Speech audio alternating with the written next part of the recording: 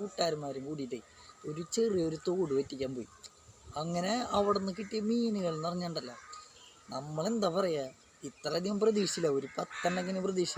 പക്ഷേ നോക്ക് മക്കളെ, നോക്ക്, ഇതേ കാണ്, നോക്കിയാ വേണ്ട എന്തൊക്കെ സാധനങ്ങൾ നോക്കിയാ, അതിൻ്റെ വലുപ്പൊക്കെ നോക്കിയാണ്ട. അതേപോലെ തന്നെ ഒരു കില്ലാടി സാധനം നോക്കിയാ, കണ്ട മീൻ്റെ കണ്ട, ഇതുപോലെ നിരന്ന് കെടുക്കാം മീനോട് നോക്കിയേ. നമ്മുടെ അവിടെ ഇതിനെ പറയണത് വാലാത്തൻ എന്നാണ്, വാലാത്തൻ എന്നാണ് പറയണത് നമ്മുടെ നാട്ടിൽ.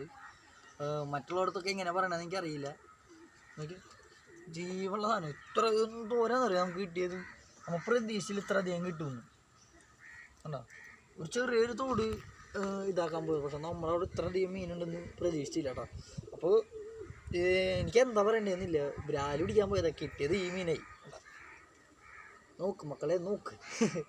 അപ്പോൾ നമുക്ക് ഇനി മീനിൻ്റെ നല്ല നല്ല വീഡിയോസ് വരണമായിരിക്കും. ഞാൻ നല്ലൊരു ഫോൺ എടുക്കും, എനിക്കില്ലാതെ വീഡിയോസ് വരണമായിരിക്കും. അപ്പോൾ കൂടെ പിടിച്ചോളൂ, സപ്പോർട്ട് ചെയ്തോളൂ.